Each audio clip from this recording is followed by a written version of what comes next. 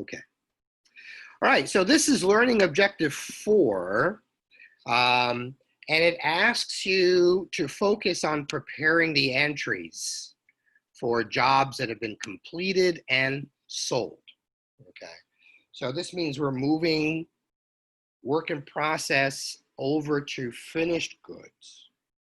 And then finished goods are finished, and so they're ready to be sold to customers. And so the next step would be cost of goods sold after that. So we're going to be looking at this in objective 4. Okay. So if you notice right there, you have a job cost sheet for job number 101, right in front of you. We have learned how to allocate direct materials, direct labor, and manufacturing overhead based on the manufacturing overhead rate that we looked at earlier. Direct materials, total 12,000. Direct labor, total 15,000. Manufacturing overhead, 12,000. This particular job costs us $39,000. It provided us with 1,000 units. So each unit costs $39 to make. Okay, to make. All right. So now that we know that, we can, and because the job is done, we now assign the costs out of work in process inventory, and we put it into the finished goods inventory account. Okay, so as you see here, when a job is completed, we transfer the costs out of work in process inventory and into finished goods inventory. Again, finished goods are goods that have already been manufactured, so they're done and they're ready to be sold to customers. And so that's a very important account, clearly, to understand the differences between the accounts, right? Work in process, it's still being processed.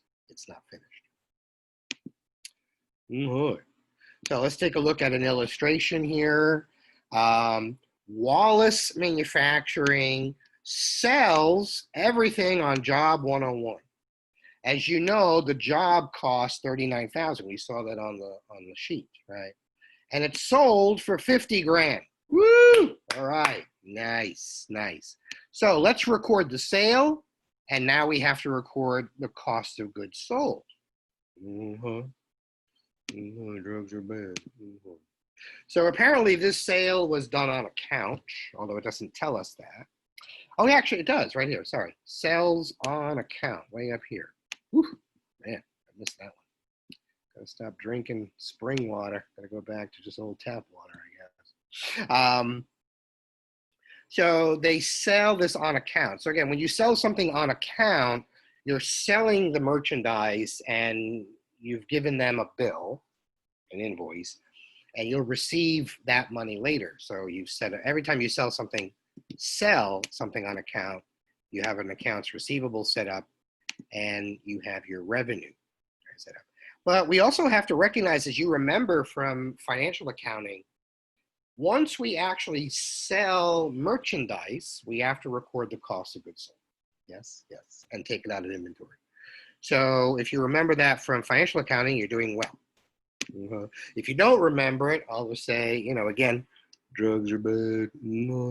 So in this case, we've sold all of our finished goods inventory, and we move that amount to cost of goods sold. Cost of goods sold, as you know, is an expense account. You'll see that on the income statement. Finished goods inventory is an asset control account for inventory. So you see that the $39,000 of inventory has been sold. So $39,000 of inventory is gone. So the credit to inventory shows less inventory. The debit to cost of goods sold shows the expense. Remember, expenses are recorded on the debit side of an account. And so there, you got it. Woo! Not too bad. This is easy stuff now. You guys are like super, super good at this stuff. All right, so this is a huge summary of everything that we just did. If you have your book with you, it's on page 62. Very big illustration there. Look how we started, right? We started off by acquiring raw materials, acquiring factory labor, and looking at our manufacturing overhead. Then we assigned these to work in process inventory, right? As we were creating those particular jobs, we had to move stuff out of raw materials, out of factory labor, and out of manufacturing overhead to work in process inventory. Once the work in process inventory was done, we moved it to finished goods inventory. Finished goods, just as the word looks like, ready to be sold to customers. Once we sell that to customers, then we close that to our cost of goods sold. Cost of goods sold is an expense account. Okay. So all of these inventory accounts and labor accounts are control accounts within inventory, which is an asset to a manufacturing company. Once we sell that inventory, once it's finished, that asset is reduced and it gets costed out. And of course, the documents flow maybe with not as much movement of all those numbers that you just saw, but the document flow is also important. And this is also on page 62 at the bottom, right? Because we had a whole bunch of source documents we needed to fill out to make our job cost sheet look and be accurate. We had to request the raw materials, so we know how much raw materials are assigned to each job. We had time tickets for labor, so we can assign that to each job. And we learned about the predetermined overhead rate, so we can assign manufacturing overhead to each job. So this is important as well. Your book also talks about the fact that even though we focus a lot on manufacturing companies, it's the service companies actually use this as well. They don't have inventory to create and sell, but that doesn't mean that they're not doing work, right? So you have a few examples that are provided in your book here. So the Mayo Clinic provides healthcare. PwC is an accounting firm. Goldman Sachs does investment banking. They're doing very specific work for specific customers, and whether that's medical treatment or performing accounting services or consulting services or helping a corporation raise money through stock issuance or bond issuance, which are Goldman. You know, they keep track of costs based on each job as well, but they just do it differently because there's no inventory that's involved. Much of it is labor. Much of it is labor and overhead. Okay. All right. So here's your, this is a very nice little box. In your book, it's on page 64. It's about General Electric, and it is a very nice story. Now, GE has changed a lot over the years. It was one of the biggest companies for a long, long time, and basically they sold a lot of things off, and they're a much, much smaller company now. But GE was actually one of the original companies in the Dow Jones Industrial Average when it was created in 1887, 1888, around that time. So it's an old company. It's over 140 years old. GE's been around for a long time. So this particular insight is sales are nice, but revenue pays the bills. Also gives you the profit here as well. So what does GE focus on? Well, basically, they were major manufacturer of jet engines. So if you've flown in any type of plane, it's quite possible the engines that have been used on those planes were from GE. Okay. Well, $30 million for an engine sells you an engine. And I'm sure GE is doing its best, as it says here, to keep track of its costs of building each of those engines. But GE doesn't really make much of any money on selling engines. Okay, what they actually do to make money is service those engines. 75% of the division's revenue is from servicing engines, not by selling them, even though that's what they make. Okay.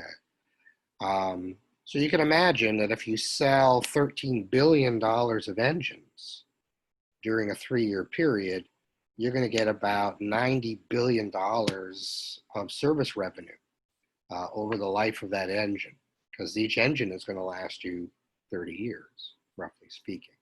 Okay. So that's really somewhat important to understand that companies aren't just making things and making money on what they make.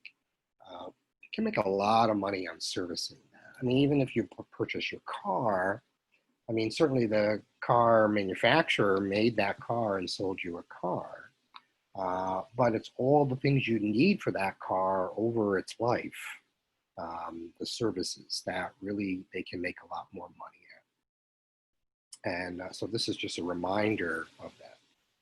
Okay, there's more than just the products. In terms of job order costing, like any system, it has pluses and minuses, right? Advantages and disadvantages. One of the advantages is it's extremely precise in the assignment of costs. It's very, very, very precise. One of the big problems is that it's just a significant amount of time.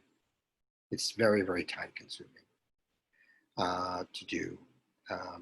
So I think that in like any other system that we're going to be looking at, there are going to be advantages and disadvantages of all systems. All right, we are at the end of learning objective 4 with the do it exercise. And this is based on the entries that you saw a little bit earlier, completion of a sale and a sale of a particular job. So in this case, we have Onyx Corporation. They completed job number 109 and job number 112. Job number 109 cost them $19,000. Job 112 cost them $27,000. Job 112 was sold on account for $42,000.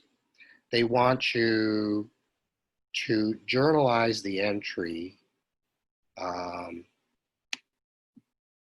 of the two jobs, for first of all, completion of the two jobs, so moving them to finished goods, right? And then the sale of job 112. So we're actually doing two things. The first part is moving out of work in process over to finished goods. Both jobs are done, so they're going to be moved to finished goods. And then job 112 got sold. So it's going to be moved out of finished goods to cost of goods sold. So those are the two things here. So first of all, job 109 and job 112, when you add these numbers together, you get the 46,000. So 19,000 plus 27,000 gives you the 46,000.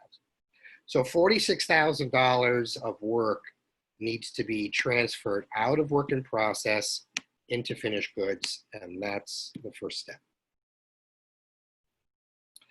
The next step is we have to journalize the sale of job 112. Well, it was done on account, okay? It was sold on account for $42,000.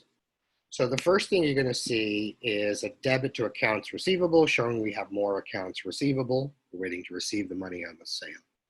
And we're recording the sales revenue on the credit side as we usually would. But we now have to record the cost, right? The cost of job 112 is going to be debited to the expense account, cost of goods sold, and credited, taken out of finished goods inventory. And so this is the final entries for that. Woohoo! How'd it go?